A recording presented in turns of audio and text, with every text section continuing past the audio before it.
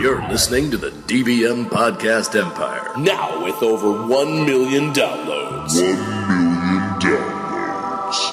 Find us online at dvmpe.com. 100% free. 1,000,000% fan. And now, push the button. Welcome to Push the Button, Episode 5. Today we talk about evolution versus creationism. We also have special guest Joe Buchanan joining us. Don't get hot. Is it possible that we have permitted ideology, political and economic philosophies, and governmental policies to keep us from considering the very real, everyday problems of our people? So what if my feelings are hurt? Does that give me the right to prevent others from expressing their opinions? Wait a second, Doc. Are you telling me that this sucker is nuclear? Hey, can you push the button? Do not touch that button. Hey, can you push the button? Do not touch that button. Hey, can you push the button? Do not touch that button. Mr. Anderson. Don't push it. Welcome back to that same old place that you're hot about. Push the Button Podcast. I am your host, David Fox Mullen. And welcome back. I'm Mr. Anderson. Over here, Mr. Anderson, yo. Anyway, that was my terrible John Travolta impression. Today we are going to evolve the conversation because I don't know if is it still a hot button issue these days? I suppose. But it's the great debate between evolution and creationism. Ken, you and I talked about doing this episode because you have had conversations with many devout people of faith who do not or flat out refuse to believe that we come from apes. And I would like to get some of your thoughts on that. And then I would also like to introduce another guest to the show, Mr. Joe Buchanan. How you doing, Joe? Hey, I'm doing great. Great to be with you guys today. This is a great topic. We're glad to have you. Joe is a music director for a nationwide Christian music network, radio network. And so we figured he'd be a fun guy to have on to discuss the conversation. Joe and I go way back. So I thought, why not have Joe on, and we can talk about creationism and evolution. Joe, you and I have had many conversations in the past about this topic. So I loved some of your viewpoints. They're not the orthodox viewpoints, so I think it'd be really interesting to plug that into this conversation. But first, Ken, I've done a lot of talking already. Ken, why don't you talk a little bit about why we want to talk about this conversation? Well, I guess let's start by saying that there was a recent Gallup poll that measured Americans' belief or understanding of the origin of human beings. Okay. They looked at how this correlates with church attendance, political party affiliation, and education level. And it turns out that 46% of those polled believe in strict creationism, young earth creationism. But the earth is less than 10,000 years old, and that God poofed everything into existence in 6 days and then took a little snooze on the seventh. Okay. 32% believe in theistic evolution, which basically says that God set the wheels in motion, set everything up so that evolution could take place, and then sat back and watched from afar as we evolved from single-celled organisms into, all the different plant life, insects, invertebrates, fish, monkeys, and human beings that we are today. 15% say that only 15% of Americans believe what scientists believe, and that is that evolution takes place without divine intervention, that evolution is just what it is. Now, they said based on this poll, creationism belief has increased by 2% over the last 30 years. So in the last 30 years, the amount of people subscribing to strict creationism has increased by 2%. Now, belief in evolution has also increased by 6%. So there was only 9% of people 30 years ago that believed in evolution. Now, this tells me that Americans are becoming increasingly divided. And I think that it's that division. My hunch is that the division comes from political party affiliation. I wouldn't doubt that a bit. Yeah. And, you know, I think that one side happens to be hunkering down. And which side is that?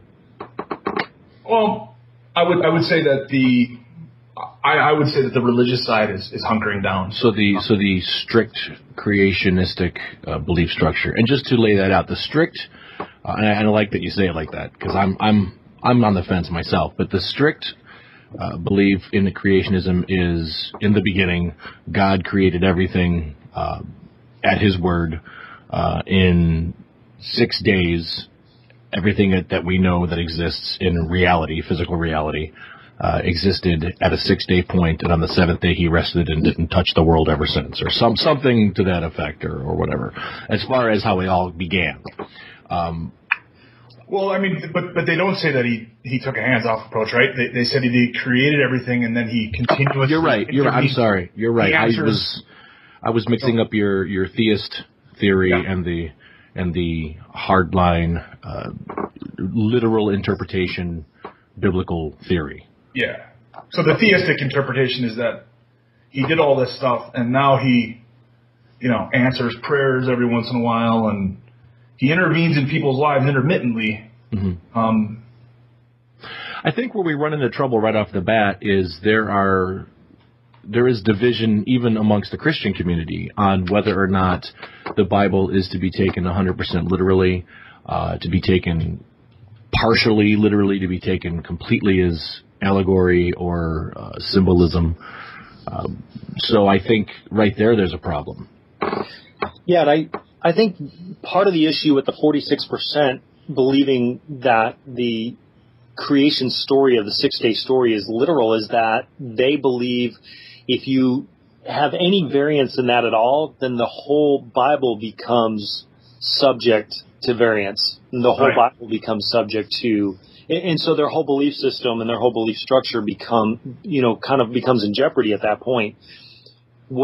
What I love, and just Dave, you and I have walked down this road quite a bit, and we're very curious souls anyway. So I can't wait to get to heaven because one of the first questions I'm going to ask is for a tour of the universe and understand how all this works. But one of the things that I've learned in my basic study of science is that, and this is something where, again, if you separate the 6th day, if you take that 6th day and you say that's not literal, then the whole Bible becomes in question. But I think the two can be married. I think you can have a literal 6 days and science can be a part of it. And if you don't mind, I can jump in real quick and just share what I mean by that. Yeah, absolutely. Please do. One of the things there's a great book out there called The Science of God. And one of the things that author does is he looks at, in the science community, one of the things that they have discovered over the last 20, 30 years is that gravity actually affects time. So to put that in perspective, Dave, if you could spend a year on the sun and not burn to death, and Ken, you spend a year on the earth, it would be exactly a year for both of you, but Dave would be 67 seconds younger than you, Ken, because of the way gravity affects time. And so what the author of this book did is he took the basic calculation of the universe based on, let's say that God used the Big Bang Theory. Let's just say that God used, when He said, let there be light, scientists already say that the first 3 minutes of the creation of the universe was the most intense light that is beyond anything we could ever comprehend. And that's exactly what God said, let there be light, boom. So what this author did is he took based on that theory, let's say we roll the universe out. God said, let there be light, and bam, there it was, and the universe is expanding right now at an ever-increasing rate. It's doing exactly the opposite of what it's supposed to be doing. Let's say that's true. He took the weight of the universe, and he figured out, what would be a day to God, and what would be an Earth day. And one of the things that he found interesting was that the sun wasn't even brought into that basic creation poem in Genesis until day 4. So how can it be a day and a night if there's no sun? So what he did is he went back to the basic Hebrew of morning and evening. So God says it was morning and evening, and his first day, a second day, and it was good. And what he found was the actual translation to evening and morning are not correct. What that translation should be is the word for evening actually translates into chaotic, and the word for morning actually translates into made order. So if you look at it that way, the way that should read was God saw that it was chaotic, he brought it to order, and he saw that it was good. He saw it was chaotic, he brought it to order again, and he saw that it was good. So what he did is he took the basic calculation of what the universe weighed, and here's what he found out, and this is where it gets really extraordinary. This is not his manipulation of the data. This is actually hard data. What it basically worked out to be is that an Earth year was equivalent, so God's year, based on the weight of the universe, was equivalent to 2.5 billion Earth years. And so if you work that out to a 6-day translation of 6 literal days to God, but 2.5 billion Earth years to us, it works out to about 14 billion years, which is exactly what scientists are saying the age of the universe is. I never knew any of that. I think that's amazing. See, now, my problem with that is that you're saying that the scientific account and the biblical account are, they can marry onto each other, they map onto each other. But my problem is that and science says that there was this flash of light at the beginning, right? Beginning of the universe. Well, in the Bible it says that he created the heavens and the earth first. So he created the matter, and then he created, you said he doesn't get to light happening until the 4th day. Well, that's the sunlight, but being the light, he's talking about the greater light and the lesser light on earth. But the first thing he does is says, let there be light. Then he creates all that. And you're referring to, I think what you're referring to is how the waters moved over the surface of the earth. And there was darkness. And some scientists say that there was like the sun was always there, that there was just a cloud that God removed and let the sun through. And that brings back, so that could translate back into a literal 6 days. But he doesn't create, so what this author believes is that it was with the creation of the soul that we actually become earth years and earth days. And God refers to it later by saying something as simple as this: a year is as 10,000 years, and 10,000 years is as a year. 1,000 years is a year is 1,000 years. So time is irrelevant. It's interesting, and I'm not trying to, No, I understand. But I have read different accounts where, actual, theologians say that interpretation of the 6 days is incorrect. The long interpretation of the 6 days is incorrect.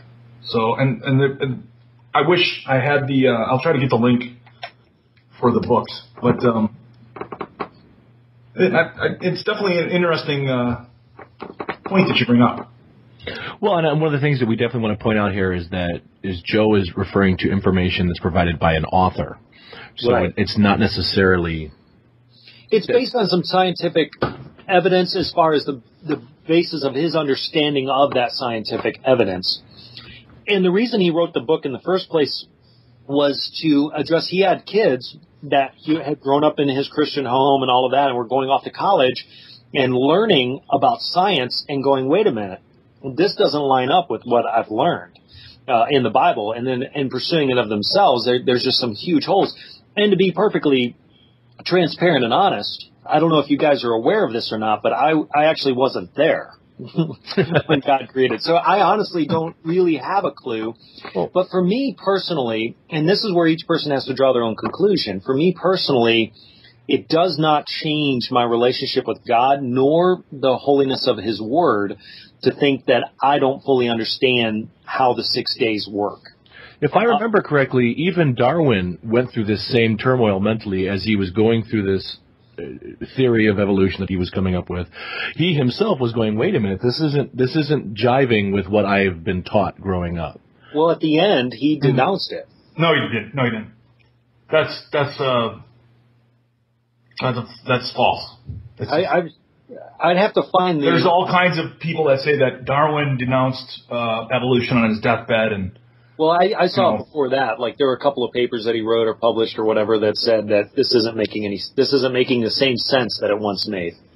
He waited 20 years to publish on the origin of species because he was worried about the political and religious ramifications that it would bring. Yeah. His wife was a Unitarian, and he struggled with faith, and he struggled with faith for a number of different reasons. He was coming up with, evolution was already a theory. He added to it by adding the idea that we have this natural selection, this process that takes us through the evolutionary process. He had several of his kids died at a very early age. And that really messed with his mind. But I have heard it stated, and I've heard it refuted, that Darwin made this, confession on his deathbed that he repudiated everything that he had said.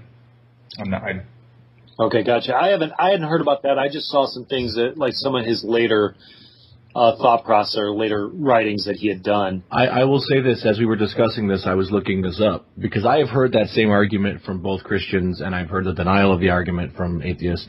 And again, off air, Ken and I have joked about how I've never really planted a flag on one or the other, because neither really concerned with my faith as far as where we came from.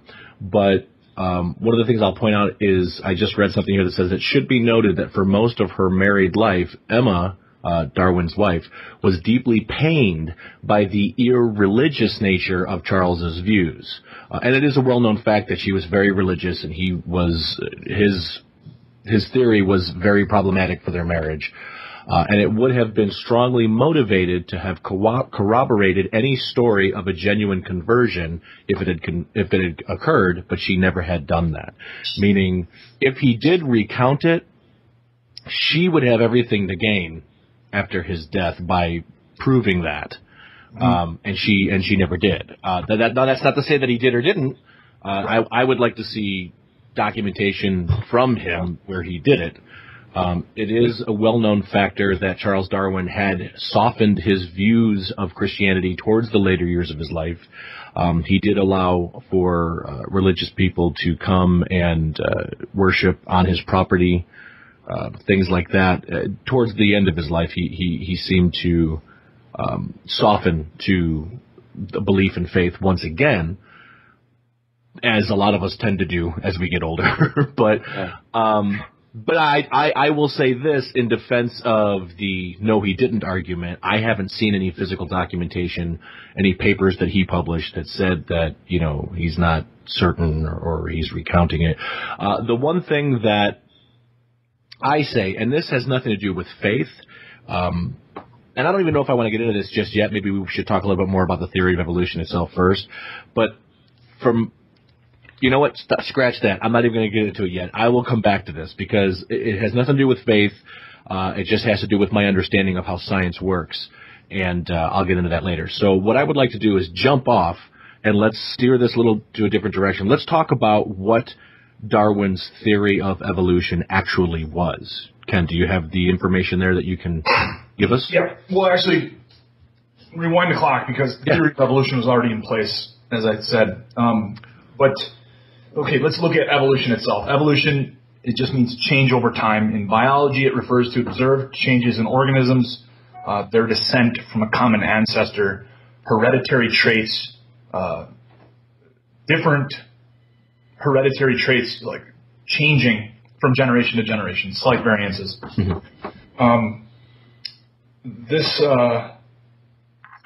So basically, there are two types of theories, and this is something that I really want to touch on because this is something that I hear often from creationists, is that, well, evolution is just a theory. It's only a theory. And the thing is that's a trick of wording. There happen to be multiple definitions for theories, and scientific theories are different than, hypotheses. Sure. So Theory sense 1 is a scheme or system of ideas or statements held as an explanation or account of a group of facts or phenomena. A hypothesis that has been confirmed or established by observation or experiment and is propounded or accepted as accounting for the known facts. A statement of what are held to be general laws, principles, or causes of something known or observed. Now, we have other theories. We have the universal law of gravitation as a theory. Newton's laws of motion are theoretical. The theory that green plants obtain food from the sun is a theory. The theory that the sun is the center of our solar system is a theory.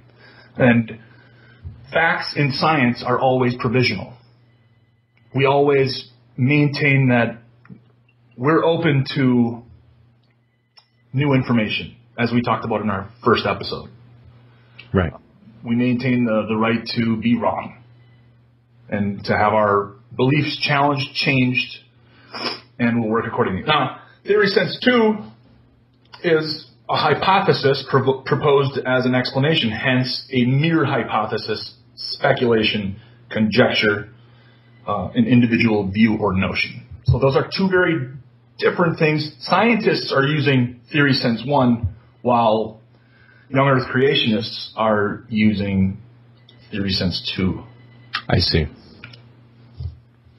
And that falls under the because God said so, so I say that's what it is. Right. Okay. Right.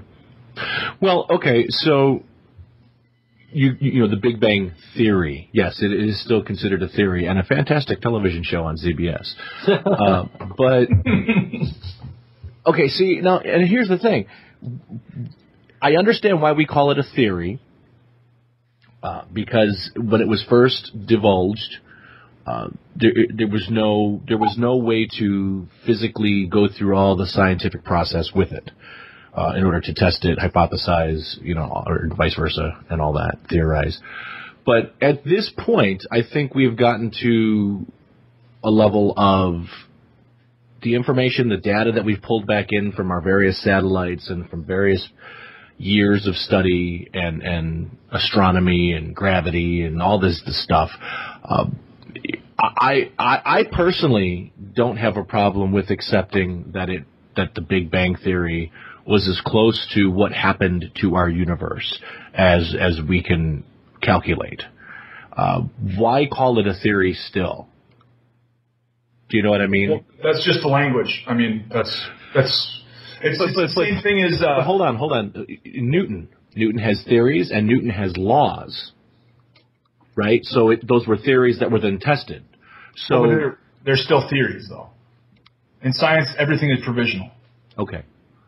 So basically what you're saying is the law of motion is only the law of motion until we find out that we're wrong. Right. Okay. There are already mathematicians that can prove that 2 + 2 isn't 4. Technically, yeah, you're right. So, yeah, and I think that's the beautiful thing about how big God is. That this is so much more complicated than any of us ever... I mean, how many times do we see the smartest among us going, I thought I had that figured out. Right. Well, I mean, Einstein's theory of relativity was fantastic, and now, just right now in this age, we're starting to learn that theory may not be valid. Right. Which is crazy. It's like, wow, okay. But see, and that's really the hard part. And this goes for evolution or for creationism, is we weren't there. Ken, Dave, Joe, we weren't there even 1,000 years ago, let alone 10,000 years ago. And that's always been my biggest complaint with the specific theory of evolution, meaning at least where man came from. Well, the thing about theories is that a scientific theory has a couple of different attributes, 3 that are really important. One, it makes falsifiable predictions. Mm-hmm. So it's falsifiable. A scientist can tell you, this is what it would take to make this false. You understand? Right. They've said fossil rabbits or any other modern animal in the Precambrian era in the fossil record.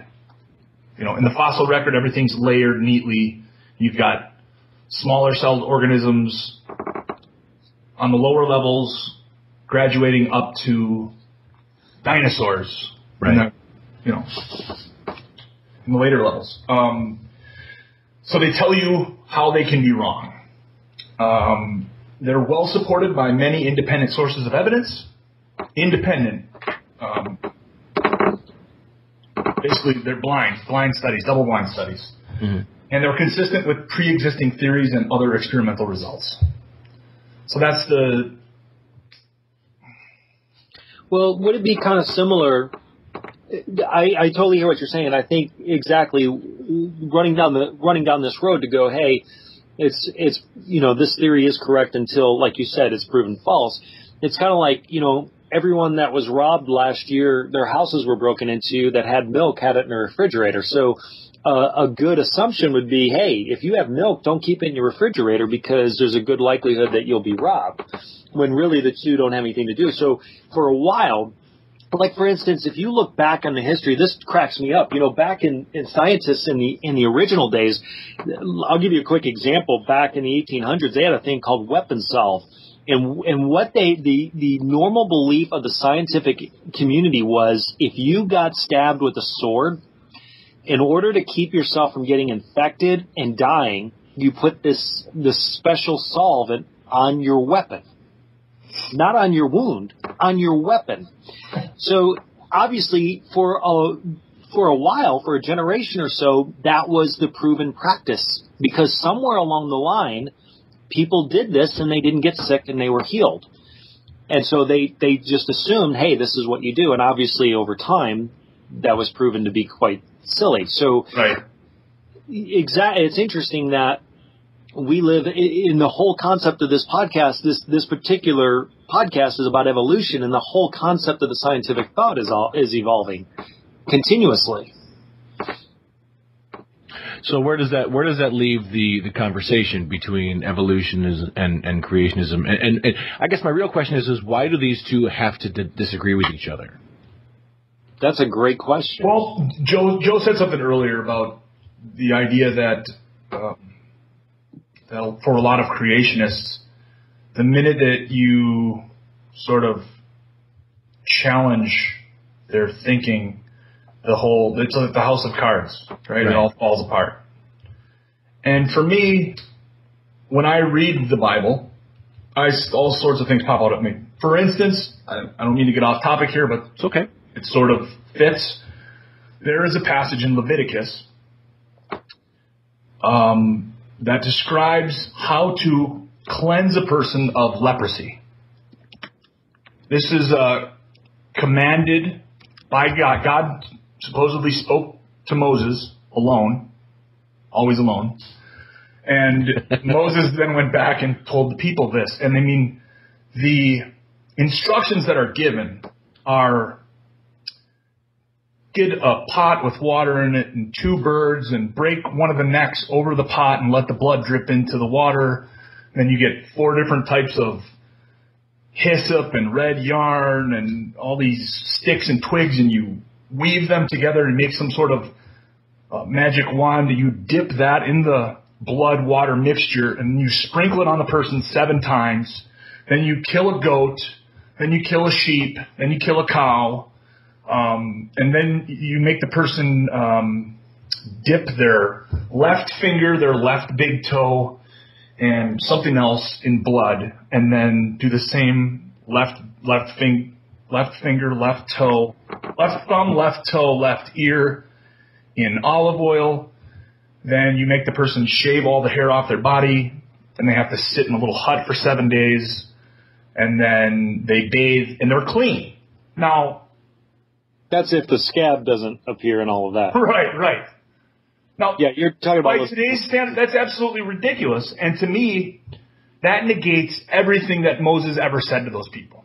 But let me challenge you on that for just a second, because you're talking about Leviticus 13, and basically what's happening. Remember, the whole Old Testament, everything about the Old Testament is pointing us toward our need for a Savior. So when you go back to the Garden of Eden, and I don't want to get way off topic here, but you go back to the Garden of Eden, Adam and Eve, there was sin there. It's not, God created free will, gave us the opportunity to love him by choice, so there's sin. So now there has to be a reconciliation for that sin. Sin and perfection cannot be in the same place at the same time. So all of this is pointing us toward our need for a Savior. And the reason that it feels ridiculous now, Ken, is because we live in a post-Christ world.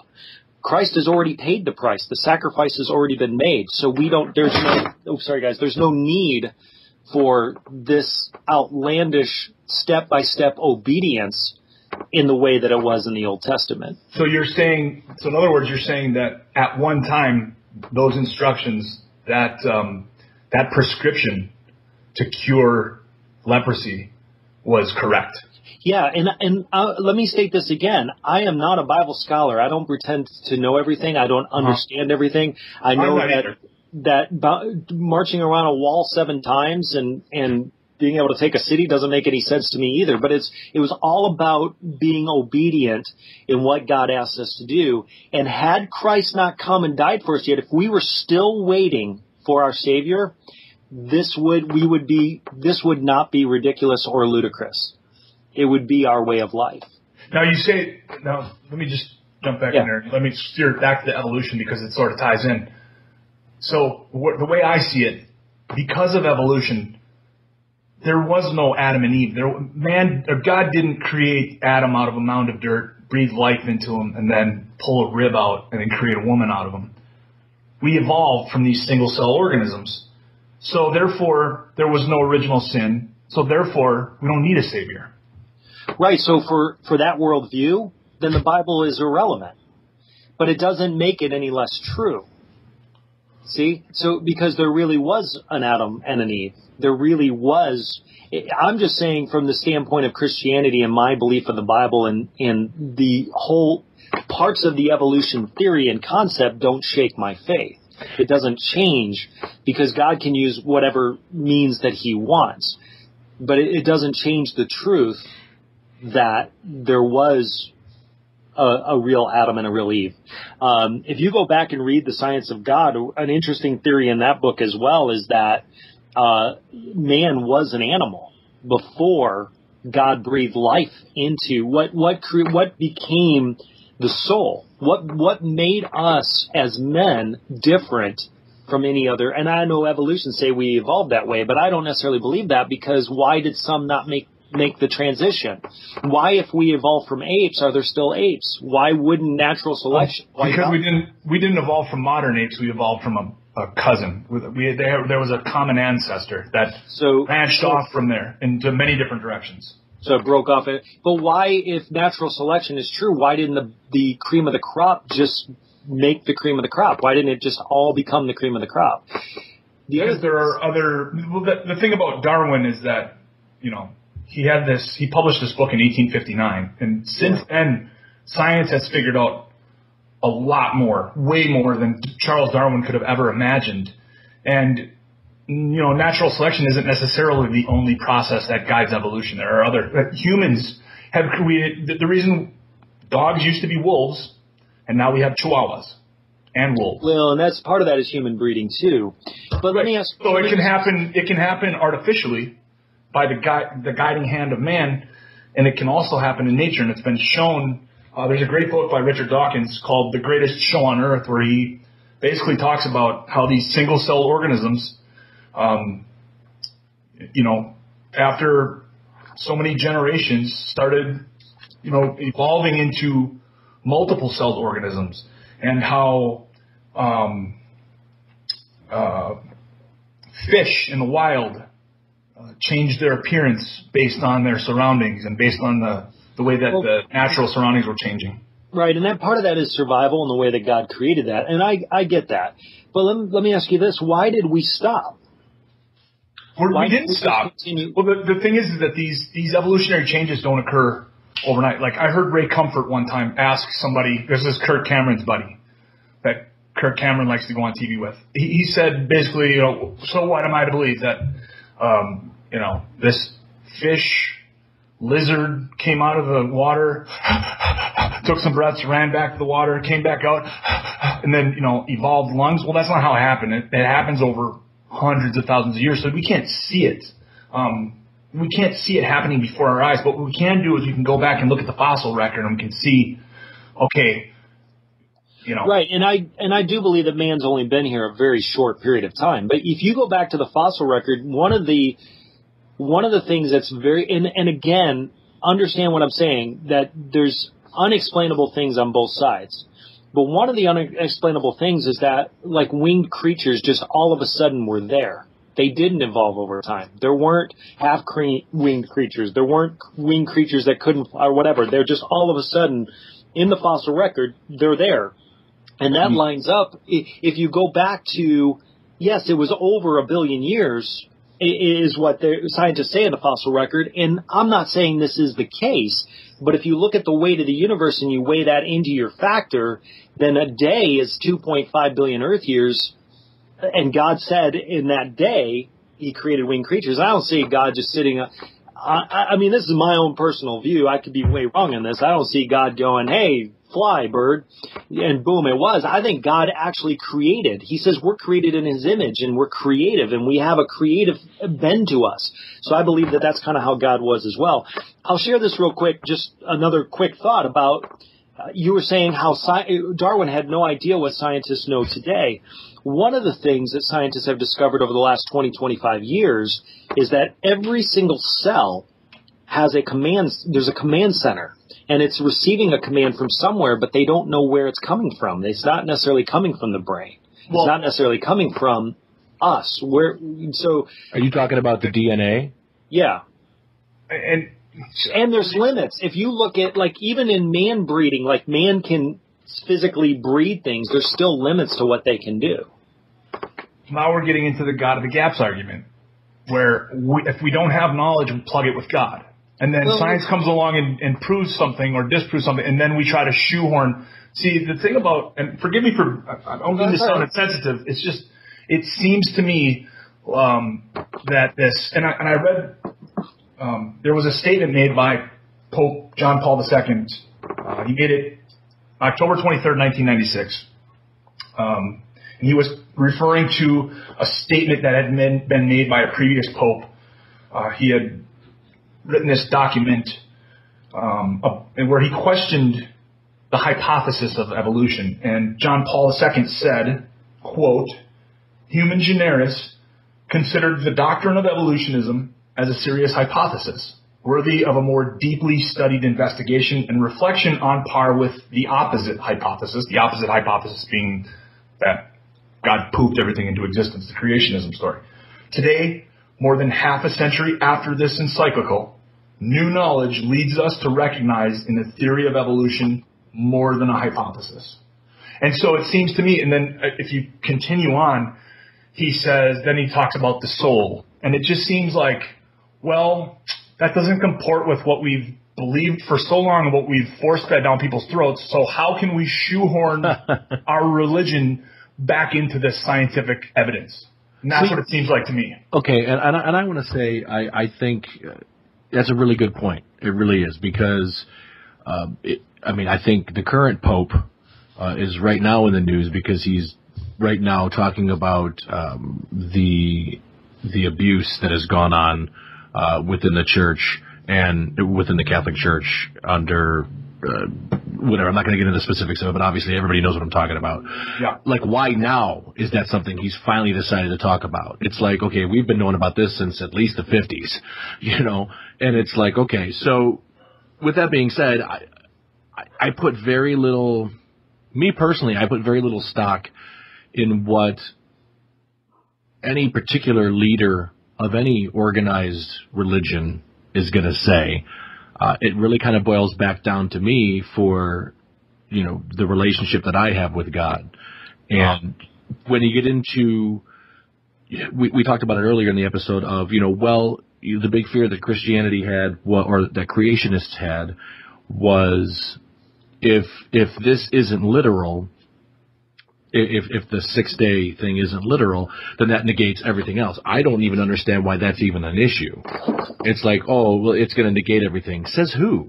Right, and I think you're absolutely right, and not to turn this way the other way, but just for 1/2 a second, it comes exactly what you just said. For me personally, it comes down to my personal relationship. And I didn't have a personal relationship with God until I was 15. So I know what my life was like before that. And I know what my life, I know what it's like not to have that relationship when I have that relationship.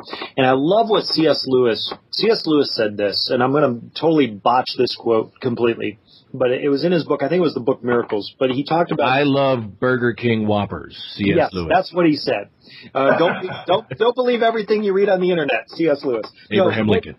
Yeah, what he said was the thing about God that's really extraordinary is he really created us in a way where if we want to know him, there's enough to find out about him. If we want to deny him, there's enough out there that we can deny him.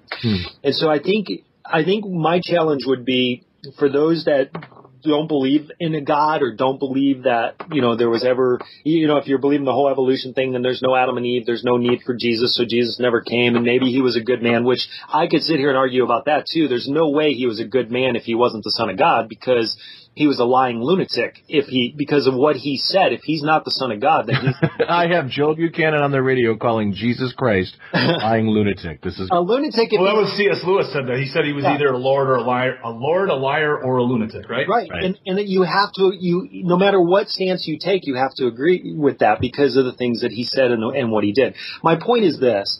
If someone says, hey, I don't believe in a God, then my challenge to you would be, why not find out? Ask God into your life. If you have no fruit from that, if that's not something that bears out, then hey, that's awesome. But if your life is impacted as a result, that's pretty radical as well. For me, I was at that place. I was at a place where I could have gone either way. God was an afterthought. I didn't believe in God. I believe God is like the tooth fairy or Santa Claus. This just ridiculous legend that really didn't exist. Wait, what do you mean? Yeah, exactly. If there are kids listening, I'm really sorry. But here's the deal. Parents, explain it to your kiddos. Here's the deal, though.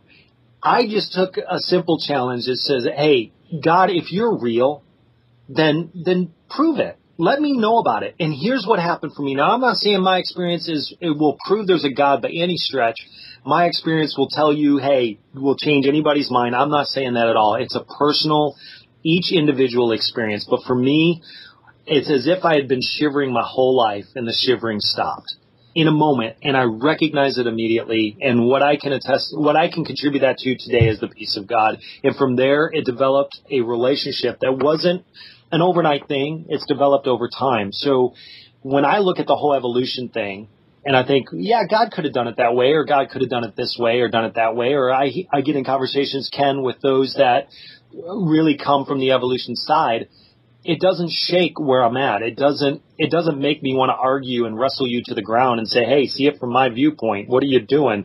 Right. No, it's like God can do whatever he wants. There's a lot about the Bible, and even what I explained about Leviticus 13 could be way off. I'm not a Bible scholar. All I know is that I have a real personal relationship with the Son of God, who personally said, Joe, you can't get to me without help, so I'm going to come help you. And he made a way.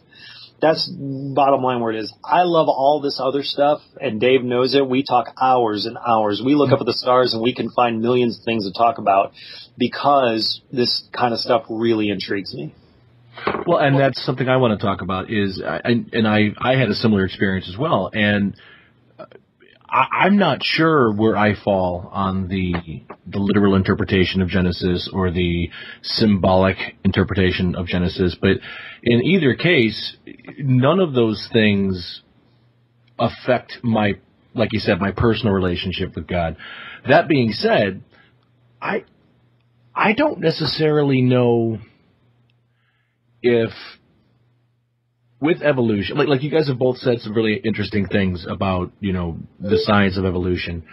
Where I'm coming from is, okay, so scientifically, Darwin had written, was it Origin of the Species you said it was the 1800s?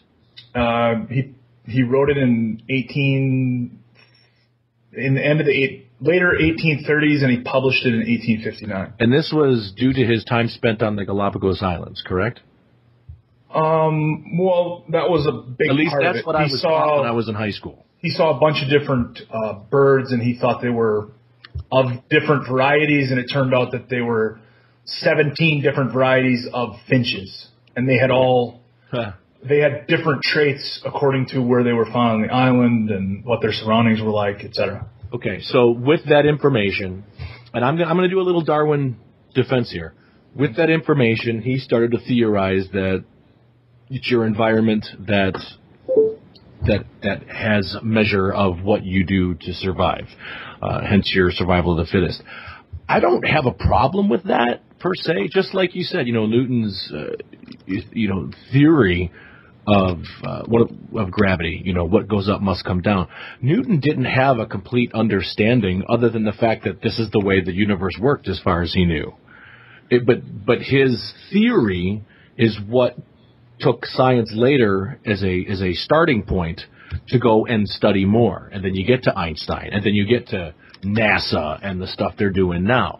So I have no problem with Darwin's theory of evolution as a springboard for science, which when I was in high school, one of the things I used to joke about with my biology teacher when we talked about evolution, I would say, okay, so because even before I was a Christian, I was a very curious person, and I was kind of always expecting someone to lie to me. So, when I was learning about this stuff, and I'll be honest and say I did not retain much. But one of the comments I had with my teacher was, well, if, it was the argument that Joe made of, well, if it's just a theory, couldn't it have been proven wrong? And the response that I got from my teacher, which I don't know if this is a correct response to somebody who's asking these questions or not, but she turned around and looked at me and she said, well, it was right anyway. I said, what do you mean? So even because I had heard those theories that Darwin maybe didn't support it or whatever towards the end, and I had said, well, what if Darwin was wrong? And she said, well, he was right anyway. So No, go ahead. I'm sorry. So my position was that was just as offensive to me as I'm sure a Christian to you, Ken, saying because God said so. Right. And I'm like, well, that doesn't help. Well, I think it sounds to me like you're still hung up on the word theory, and I believe sure, maybe that word should be changed because the theory sense that they're using, that scientists are using, is not the same as a mere hypothesis. It's not the same. It's the graduation point where it's a theory is how scientists describe facts, known facts, that they say that you basically have to be nuts to not believe it. Gravity. Yeah. Okay. You'd be nuts to think that you can step off of a 20-foot or a 20-story balcony and not hit the ground and die. Right. I got to pull a quote here by Richard Dawkins. He says, and I got this from that book that I spoke about earlier, The Greatest Show on Earth. He says, quote, evolution is a fact beyond reasonable doubt, beyond serious doubt, beyond sane, informed, intelligent doubt. Beyond doubt, evolution is a fact. The evidence for evolution is at least as strong for the evidence of the Holocaust. Mm. And yet there are people today who still don't believe that happened. Right. But, science is continually evolving. I mean, even this last week, Dave, I sent you a note that scientists are perplexed by something that dark matter is doing that they had no idea about. So to say, as we said earlier, to say that something is straight out fact at this point, I think is... I think is jumping the gun a little bit. Well, it's fact in the same sense that germ theory is a fact.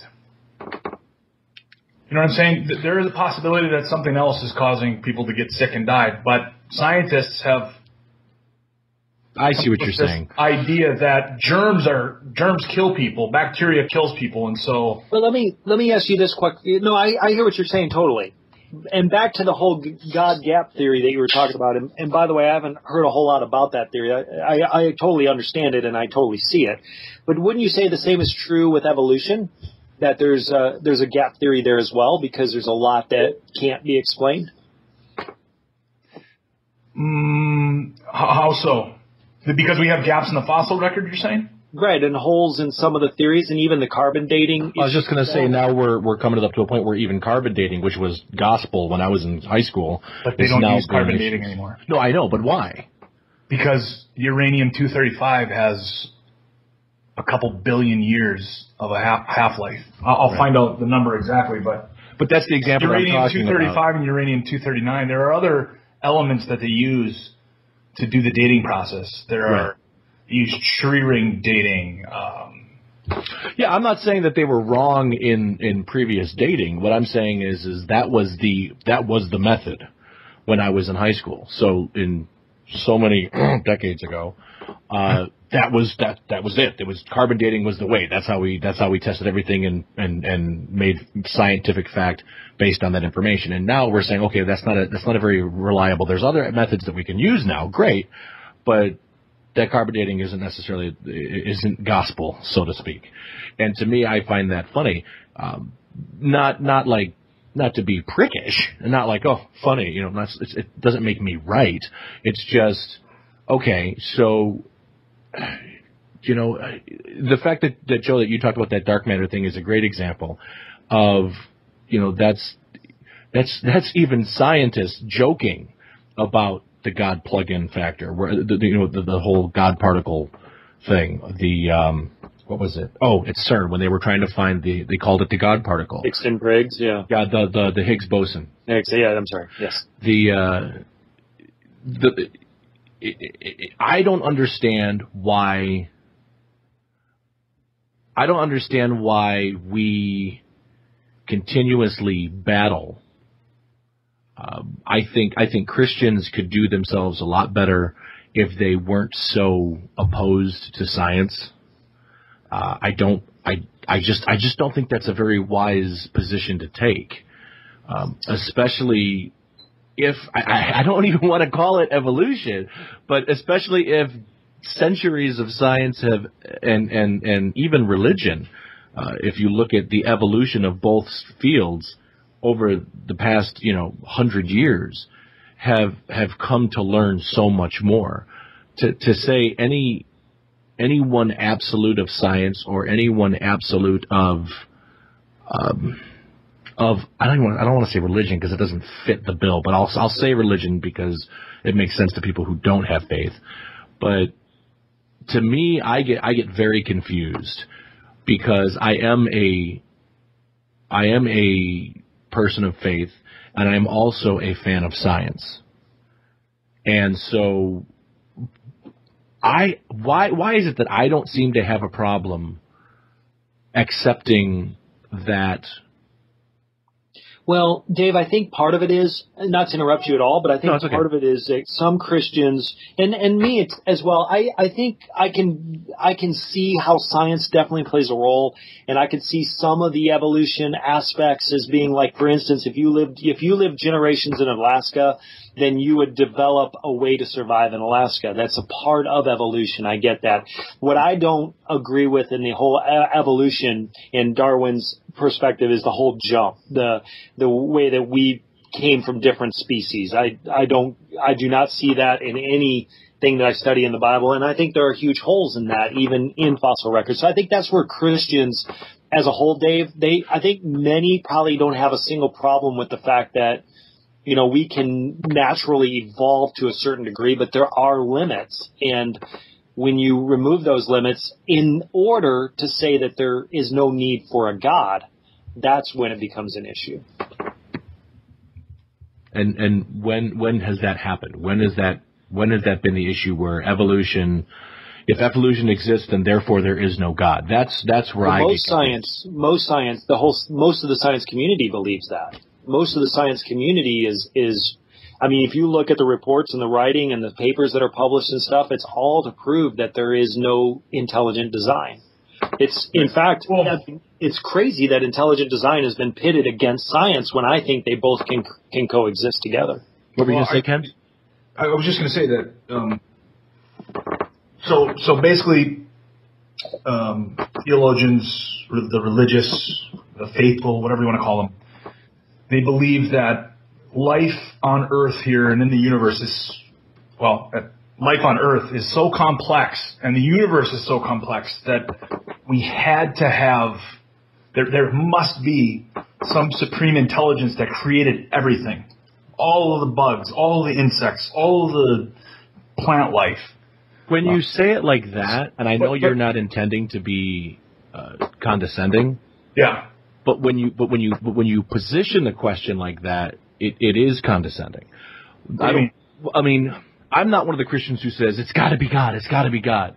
But I'm one of those people who says, who's to say it wasn't? Do you know what I mean? And then that's. Say, you want to hear something really crazy?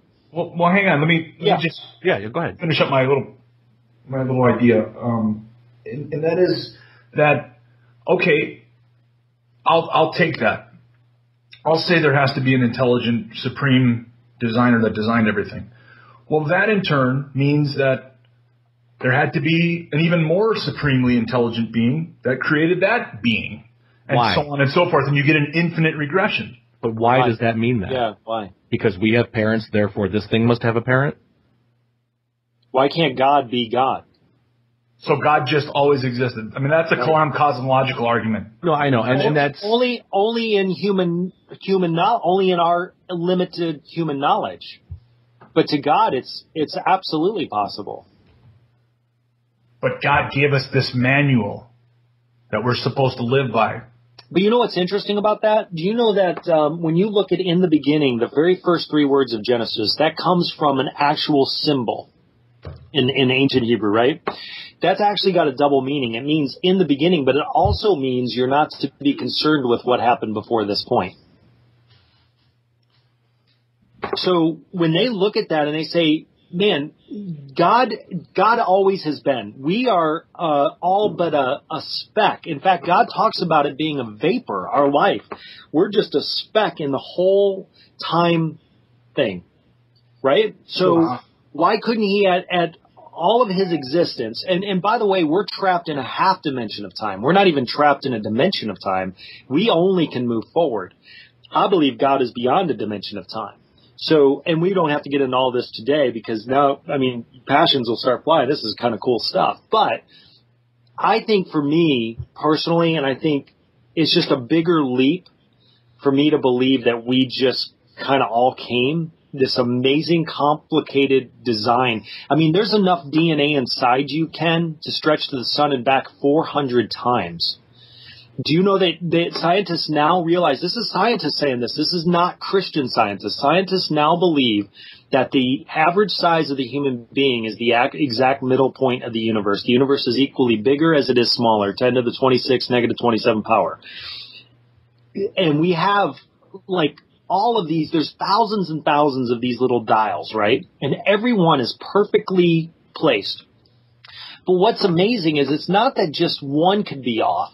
It's if one is off even by a degree, it deems everything else irrelevant. So if one tiniest little thing is off by just a tiny degree, life cannot exist. As we know of. As we know. Sure. Right. Sure. And God we could find out through exploration of the universe that there are other planets that don't have similar conditions to Earth where life does in fact. Well, what if there was no sin? Thrive. Right. And what if Adam and Eve didn't sin? Then I believe that sin kind of I mean, this is a whole different subject, so I won't get into this, but that sin caused a rift through everything. Not just through man, between the relationship of man and God, but through everything. The whole universe was affected by that act. And again, to the listener who doesn't believe in God, what you're saying doesn't make any sense whatsoever. And I get that. I understand that. But so all I will say is this. For me, at the end of the day, it was harder to believe that we came out of evolution just out of a single cell organism that just spawned into life on its own, it was harder for me to accept that than the fact that there's an intelligent design. And yeah, I don't have proof for either, but the proof that I have for God is that he lives in me. And I know that because I've experienced that. I haven't experienced the other. And Joe, and I'll disagree with you slightly, and I'll take it a bit further. I don't have a problem correlating the story I've heard of creation with the single-celled organism if I look at it in more of a symbolic manner. I think Ken and I have talked about this before, where God rose Adam up out of the mud and breathed life into him. If I were to take that symbolically, I could totally see the primordial soup, and looking at how a fertilized egg, mitosis and cellularly divides. I have no problem going, well, science shows me that that's possible, so who's to say that God didn't kickstart that? I don't have a problem with that either. And I understand for Ken that probably sounds just as crazy too. To me, that sounds like deism. Sure, but that still differs just from what Joe comes from. And to me, it's I don't see why it has to be A, therefore there's no God if I'm wrong, and B, the opposite of, well, then there is a God because of what evolution says. I mean, to me, it's like there's so much more to the puzzle than just this. No, and I have to say this, that I do see your point, and there's almost a slight aspect of agreeing from this perspective alone. I mean, most even Christian theologians will agree that Adam was either late teens, early 20s, whatever, right? He wasn't created from a baby. He was made man, and it was God breathing his life, his breath into him. So where did the man come from? Where was he at first? He came from the dust. So I would be willing. I mean, that doesn't shake my faith at all. Yeah. Well, because it never shook mine. Yeah. I think what's going to happen is that Ken is going to think we're complete lunatics. Yeah, he already thinks that. That's fine. I'm okay with that. No, I really don't. I disagree with you, but sure. No, but see, I don't. And here it boils down to I don't believe that book. I don't believe that. I believe that book is a bad book. So using that as an example, I think, is not helpful to somebody like, say, Ken. And I totally agree with that and understand that position, which is why I don't want to say I don't use that book, because I do. I do read the Bible, and I do personally have my own relationship to it. But as far as matters of science and things that are separate from the, as you called it, the manual, the Bible, I don't have a problem taking that data in and putting it into my mental computer, and taking the biblical data in and putting it in my mental computer and going, okay, I'm still capable of living life without exploding. Does that make any sense?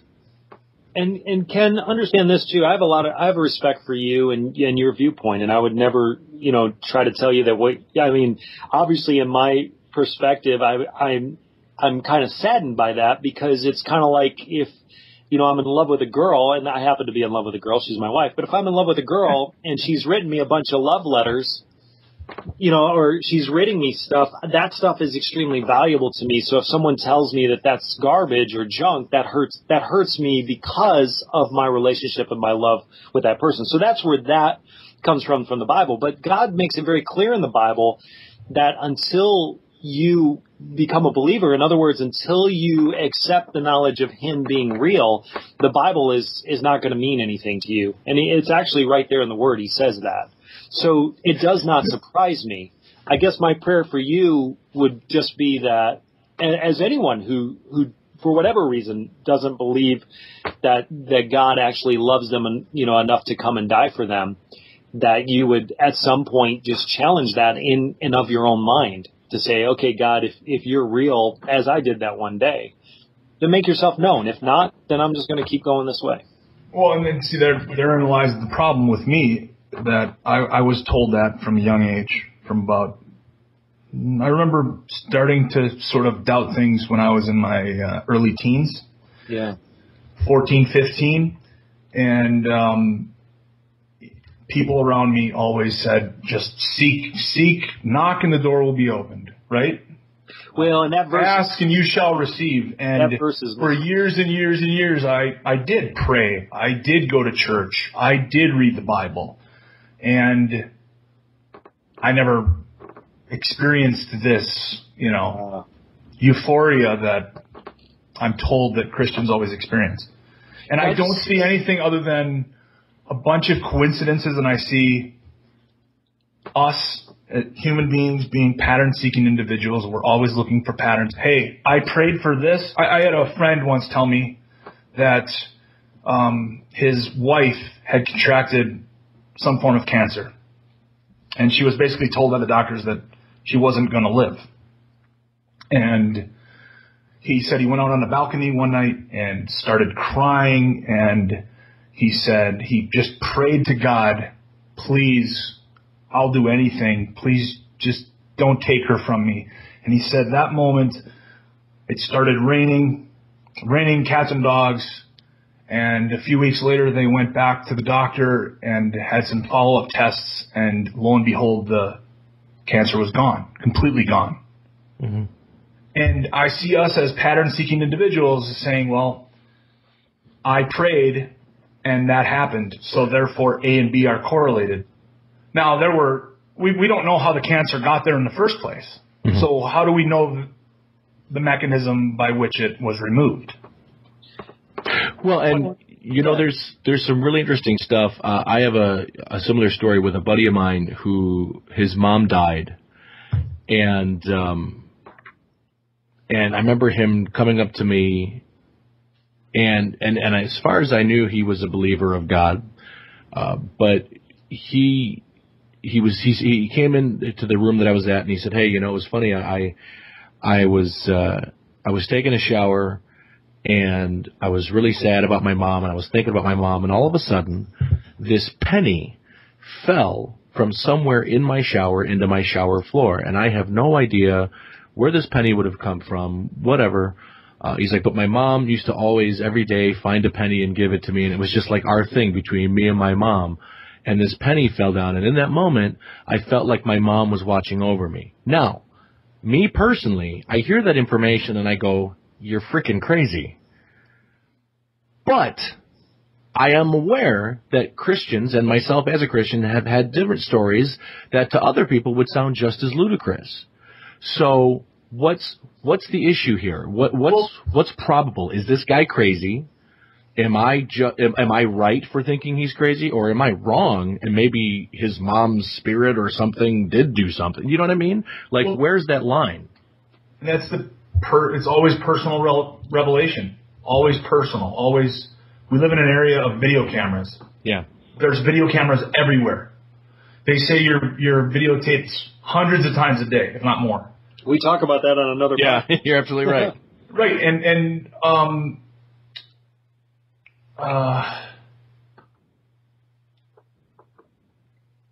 see, I'll let you get to your train of thought here, but that's the beautiful thing about faith, is that I think that there are moments that we definitely, you're right, Ken, we contribute things to God that, like people that are rich, and we say, well, they're being blessed by God. That's not necessarily true. People that are poor are not being blessed. That's not true either. But the beautiful thing about faith is that you're trusting. And so there are moments in my own life, and I know Dave can attest to this as well, that there are moments that, the outside world could say, you know what, that was a complete coincidence. What the heck is wrong with you? But we know in our heart of hearts that was God's blessing on our life. Well, and you can call it a coincidence, but it doesn't have to happen. Right. It didn't have to happen the way it did, but because it did at the exact time it did, it meant something to me personally, or to some other person personally. Yeah. But to an outsider, I can see that being completely crazy. Let me ask you, Ken, real quick. I'm sorry. I know what I was going to say earlier. David, I don't mean to cut you off, but I just remembered my point that I was trying to make. And that was that, David, you played a soundbite from Penn Jillette a few episodes ago. Yeah. Now, the woman who goes into the courtroom and says that God told me to kill my kids, lock her up and throw away the key. Right. There's nobody on that jury, even though that jury is largely made up of Christians, that's going to say, Well, there's a possibility that God did talk to Moses. God talked to Paul. Maybe he told her to kill her kids. Right. I don't get your point. I mean, I'm just talking about this personal revelation. Right, but that was also in line with politics, and does that have a place in the courtroom? Right. And but I also see his point kind of carrying over to the personal revelation thing, where doesn't make it legal. It's always just to one person. Right. I think that's the whole point of. I think that's the whole God story, though, is it's always one person.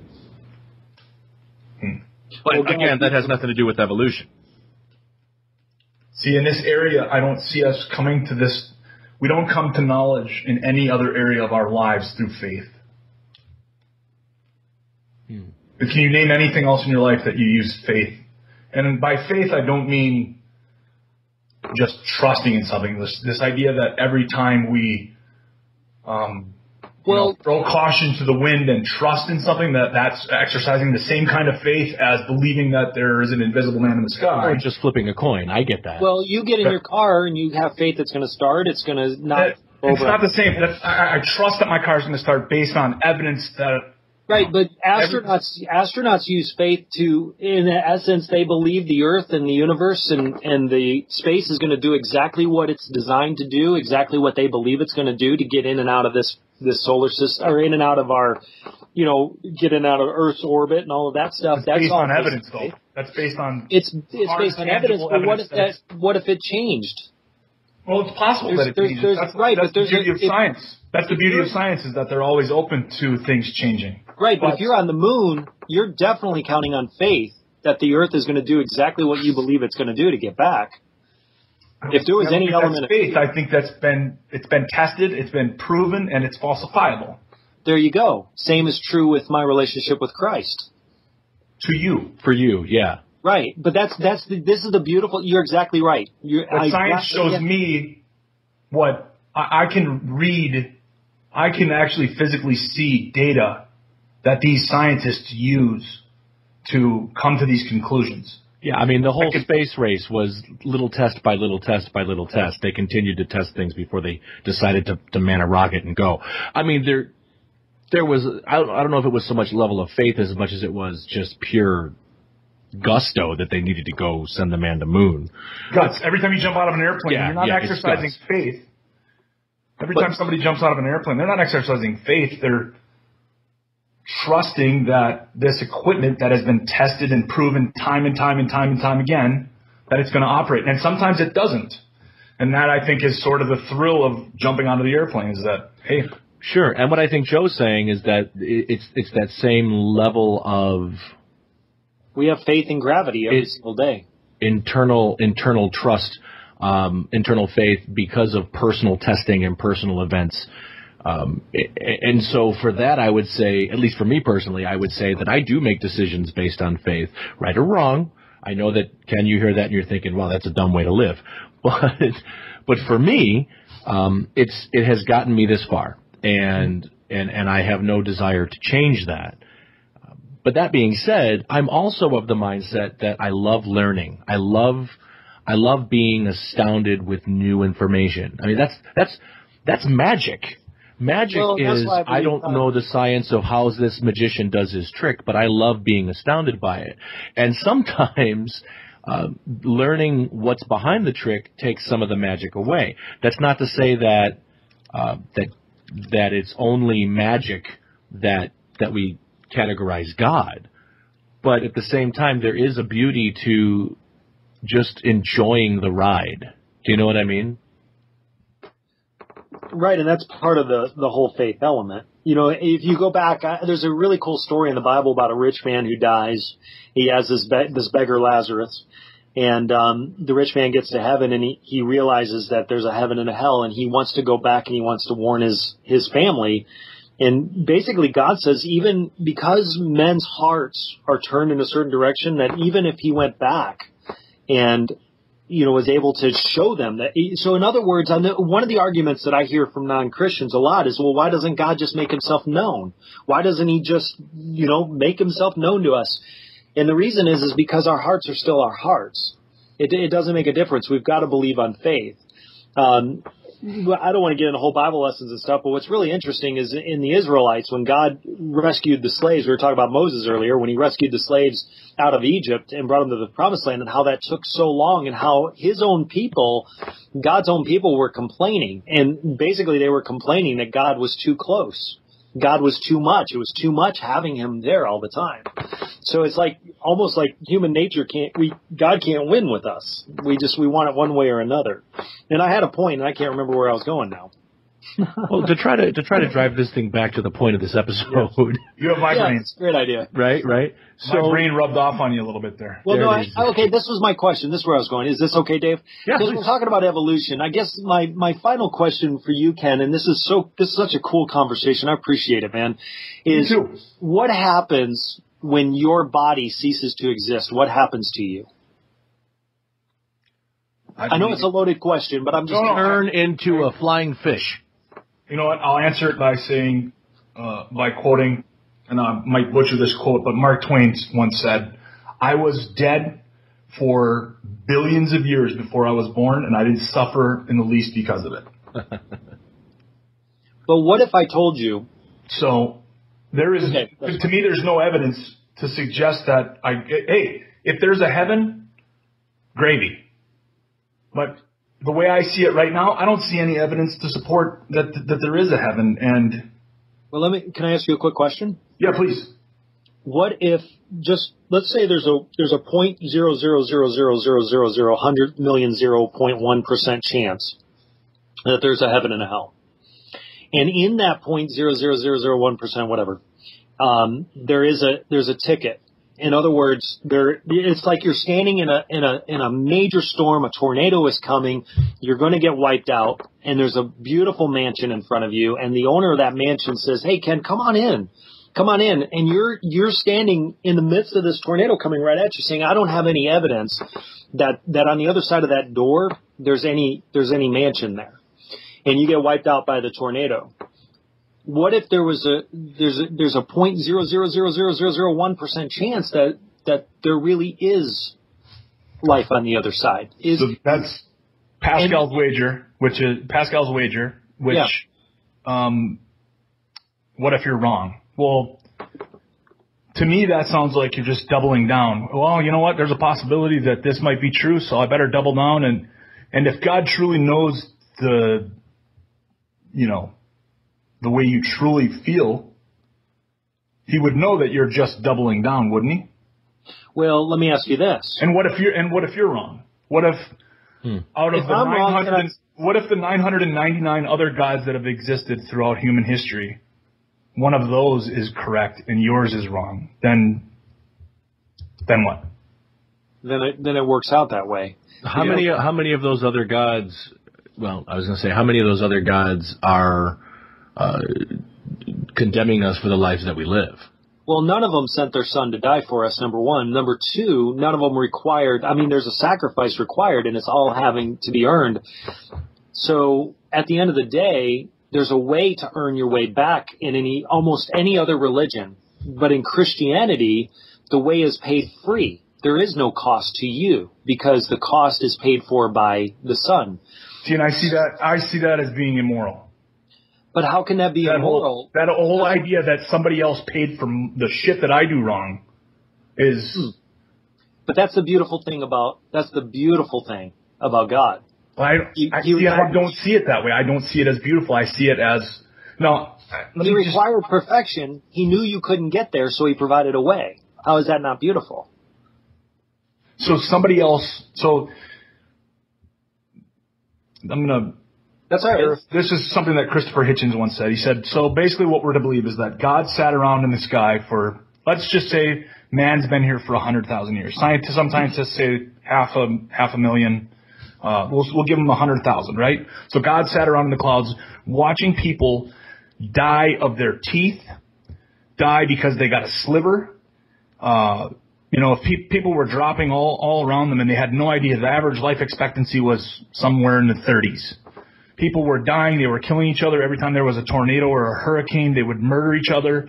They would sacrifice people and goats and all other various forms of animal life to try to appease God. And then 2,000 years ago, he said, all right, enough of that. Now it's really time to get serious. So he sends, to show that how much he loves us, he sends a man to a very small part of the Middle East to be tortured and murdered. That'll show him. I don't see the... Well, there's a purpose. The beauty in that. Yeah, so what you're saying is because it doesn't make human sense why he chose that specific point in time, therefore the probability is that he's not really there at all. Well, that's all we have to go on is human sense. Yeah, no, I'm not saying that what you're thinking is a bad way to think. Yeah. I just want to make sure I understand your point of view, that's all. And I can understand why you think that. I totally can too. Before I knew God, honestly, Ken, the Bible made no sense to me either. But and it still makes a lot of no sense in a lot of places. I'm still learning, and it's this incredible process that happens.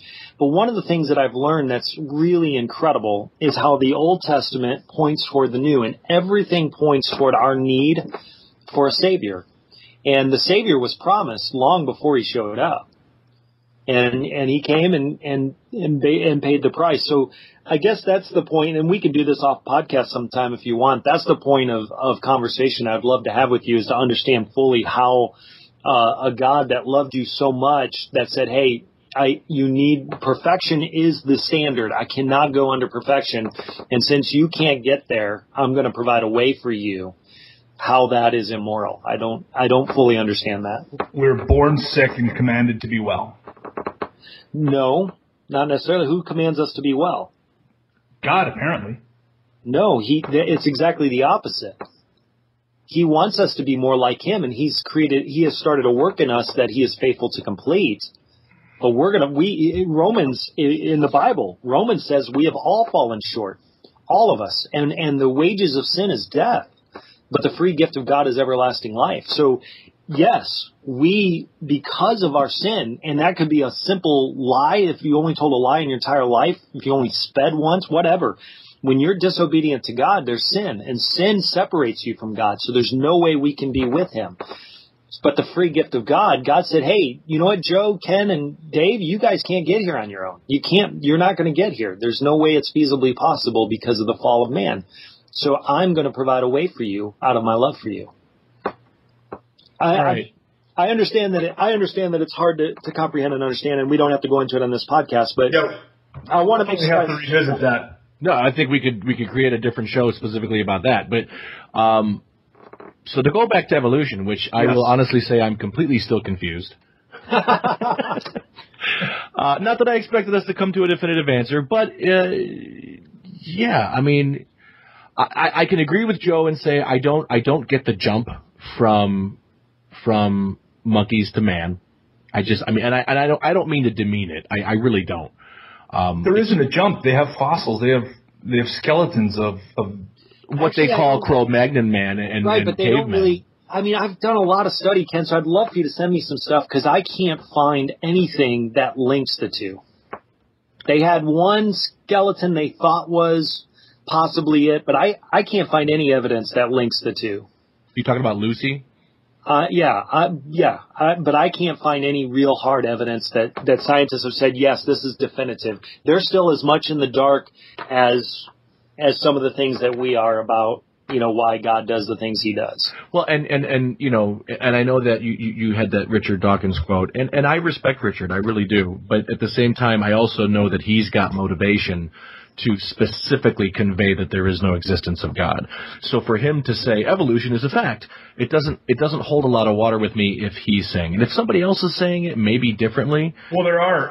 95% of all scientists, maybe even a larger number than that. Yeah, no, that's don't believe in theistic evolution. They believe in evolution. Right, and see that's where my thing is I never understood why it always seems to come back to it has to disprove the existence of God. And to me, it's like, why are we even trying that? Why don't we just try to learn what we have around us? And why don't we continue to try to learn what the universe is? And, every time we find something scientifically and we say, there's no God because this. And then 10, 20 years later, they go, okay, well, yeah, there's still a God, but that didn't do the trick. But now we're going to try to some other science to try to prove that there's no God. Why are we doing that? What about just learning? Why don't we just continue to learn things? Do you know what I mean? There is no... and I understand that if I sound naive and innocent and stupid, and I get that.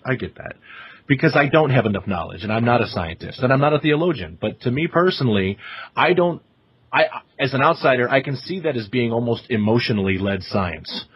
And that doesn't make sense to me. Right, there is an agenda to prove no God.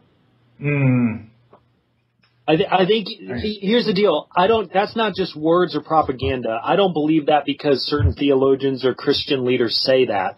I say that because that's what I see in the evidence. When I read published papers from scientists like Dawkins and other people, and I see, things that they've done, there definitely is an underlying agenda to prove that there is no God. I don't see that, and I see science as always trying to, if you come up with an idea and it's widely accepted, and then I come up with an idea that totally tears that apart, the scientific community applauds me. I mean, the scientific community would applaud if somebody could actually prove the existence of a God. I mean, that person would... I disagree with you. Yeah, I disagree too. I think you would be blacklisted and treated really... You'd be laughed at. Even if you began down that road, I think you'd be all of a sudden ridiculed and mocked. Because it's a crutch. It's a crutch, right? What's a crutch? The plugging in of God. Right.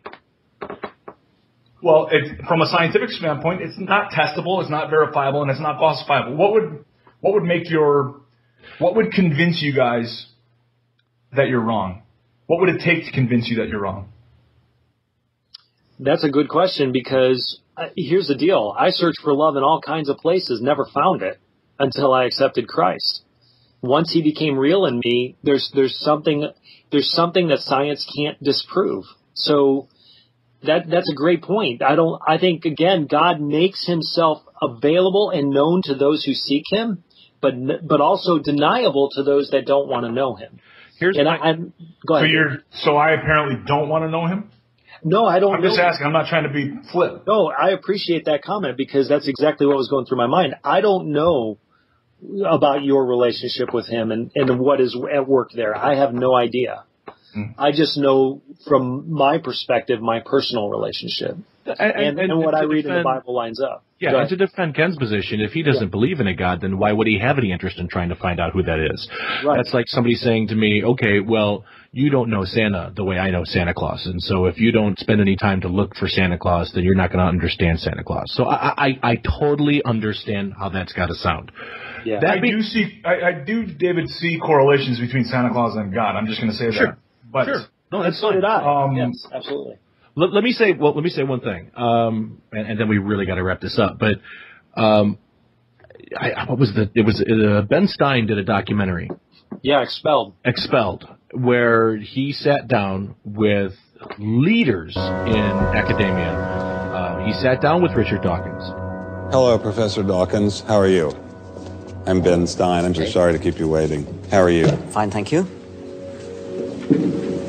You have written that God is a psychotic delinquent invented by mad, deluded people.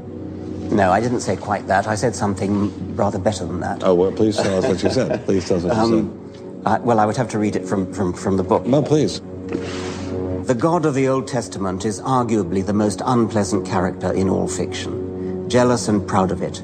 A petty, unjust, unforgiving control freak. A vindictive, bloodthirsty ethnic cleanser, a misogynistic, homophobic, racist, infanticidal, genocidal, filicidal, pestilential, megalomaniacal, sadomasochistic, capriciously malevolent bully. So that's what you think of God? Yeah.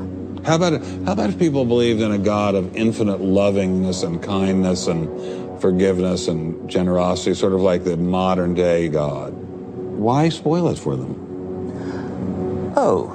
Why not just let them have their fun and enjoy it? I mean, I don't want to spoil anything for anybody. I write a book, people can read it if they want to.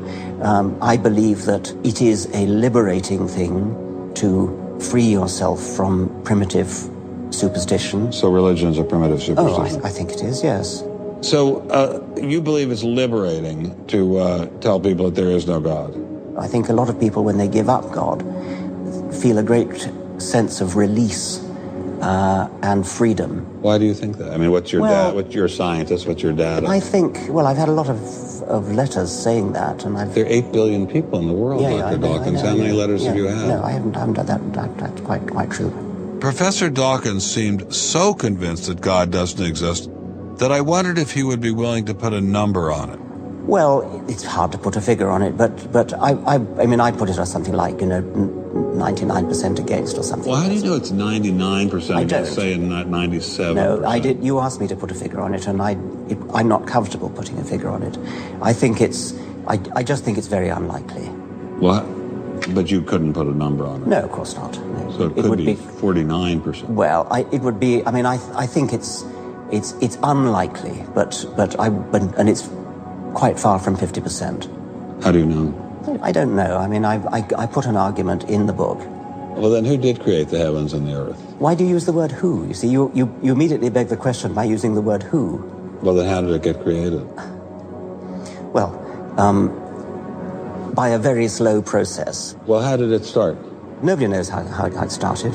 We know the kind of event that it must have been. We know the sort of event that must have happened for the origin of life. And what was that? It was the origin of the first self-replicating molecule. Right. How did that happen? I told you we don't know. So you have no idea how it started? No. Nor has anybody. Nor has anyone else. What do you think is the possibility that intelligent design might turn out to be the answer to some issues in genetics or in evolution? It could come about in the following way. It could be that at some earlier time, somewhere in the universe, a civilization evolved by probably some kind of Darwinian means to a very, very high level of technology and designed a form of life that they seeded onto perhaps this planet. Now, that is a possibility and an intriguing possibility. And I suppose it's possible that you might find evidence for that if you look at the details of biochemistry, molecular biology. You might find a signature of some sort of designer. Wait a second. Richard Dawkins thought intelligent design might be a legitimate pursuit? And that designer could well be a higher intelligence from elsewhere in the universe. Well, but that higher intelligence would itself have had to have come about by some explicable or ultimately explicable process. It couldn't have just jumped into existence spontaneously. That's the point. So Professor Dawkins was not against intelligent design, just certain types of designers, such as God. So the Hebrew God, the God of the Old Testament, he doesn't exist in your view? Certainly. I mean, that would be a very unpleasant prospect. And the Holy Trinity of the New Testament, nothing like that. Do you believe in any of the Hindu gods? Like Vishnu? How can you ask such a question? You don't, right? How could I? I mean, why would I, given that I don't believe in any others? You don't believe in the Muslim God? No. I mean, why do you even need to ask? Well, I just wanted to be sure. So you don't believe in any God anywhere? Any God anywhere would be completely incompatible with anything that I've said. I assume. Yeah. I just wanted to make sure you don't believe in any God anywhere. No. What if after you died you ran into God? He said, "What have you been doing, Richard? I mean, what have you been doing? I've been trying to be nice to you. Yeah. I gave you a multi-million-dollar paycheck over and over again with your book, and look what you did." Bertrand Russell had that point put to him, and he said something like, "Sir, why did you take such pains to hide yourself?" But he was saying an intelligent design. He was opening up. He opened up to that possibility, dude. I believe he was just saying we don't know. Sometimes it's okay to say I don't know. Right. What he was saying was that aliens seeded the planet, which is intelligent design, because what he was saying is that they're more intelligent than we are. But again, this is what it comes back. Ken, I am not please understand this is no disrespect to your point of view. Understand that. I just think it's harder for me to understand how I could believe that aliens from another planet came and seeded the planet over an intelligent designer as in a god. Who cares? Hold on. Yeah. And I know I'm going to piss off so many Christians, and I'm sorry. But if aliens did come and seed my planet, it doesn't necessarily shake the possibility that could have been how God did it. Maybe what we call God is another alien. First of all, if God exists, it is an alien entity because it's not of this world. So to me, that stuff, I understand we're a majority, and Ken, I think you're going to appreciate this. The majority of the fight from the Christian creation, even, where that all comes from is anything that's quite even possibly outside of the realm of what we understand, we get scared. And so we start to fight and go, no. When in reality, that was the worst thing we could have done. And a great example of that was how the people of the time that Christ came, how they treated him. He was coming and saying things that almost seemed in direct opposition to their scriptures. And he challenged the way that they thought. And they were like, they killed him. So, I think that there's a lot of, I'd say 80% of the opposition from people of faith comes out of fear. And I call BS on that. I think that's a bad move for people of faith. I think they need to be open to understand that maybe they just don't have a frickin' clue. Well, and we end up having to defend our side, Ken, a lot in, it's how I feel, or this is kind of what I know, or it's personal, and that scares. And I think the other thing that is really, really unfortunate among a lot of faith leaders, and I see this a lot, and it makes me cringe, and Dave, you and I are on the same page, is that they want to be right. And I'm not in this to be right. It's what I believe, and I'm convicted by that. And yes, Ken, I would love to see you have a knowledge of Christ and have him be your Savior and all of those things. But this conversation and my relationship with you is not about me being right. Okay, then. And I completely appreciate that. And I Although I am right. Okay, all right. All right, well, so not much any worse for the wear. Did we get anywhere? Not one bit. Not one bit. It just feels like we spun our wheels. It's like those Discovery Channel shows. They all tell you out front they're going to tell you the answer to this stuff, and at the end you're like more confused than you were when you started. Like Lost? Like you're so exactly. Man. Man. I guess I know we got to wrap this up, but Dave, you touched on this earlier, and one of the reasons why I wanted to touch into this subject is every time that I shouldn't say every time, but very often when I deal with people of faith and I bring up the term evolution or I talk about evolution in conversation, you can immediately sense the temperature in the room changes. Yeah. They get fidgety. They sort of... I think that's fear, dude. Look around at each other like... that. This comes back to... I want to bring this back to the fact that 46% of Americans just believe in strict creationism, and they do not believe in the process of evolution at all. I can totally see where that seems frightening to you. That seems like a problem to me. I can totally understand that. And I think to a degree... It is problematic because if that's not what God meant, and people, how many things in the Bible could have been misconstrued from what God really meant? I think it's... Well, they have been. Exactly. If it is in fact the Word of God, it's been misconstrued time and time again. And we see we don't it even today. have the original texts. Yes, and we see it today. Just with the religious nuts in the political parties who say things that they don't even have a clue what they're talking about. So, yeah, I get it. I can see where that's a problem. And that goes back to other episodes where we talk about, does religion have any place in politics? No. But for the purpose of this conversation, what I love is the fact that the three of us, in rightfully different, backgrounds. I mean, Joe and I, while we have some similarities, we have some differences. And Ken, where you and I have some similarities, we have some differences. Mm-hmm. And I love that we're at least smart enough to sit down with each other and not say, F you, I'm right. Right.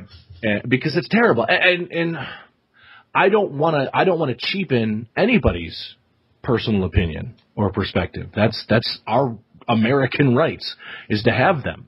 And so I can say, whereas Joe seems to be, I don't want to say anti-evolution, but just not convinced of evolution, and where you, Ken, are not necessarily creation convinced, I find myself riding this strange fence between the two. And again, other than you bringing up the conversation, I spend very little time thinking about it.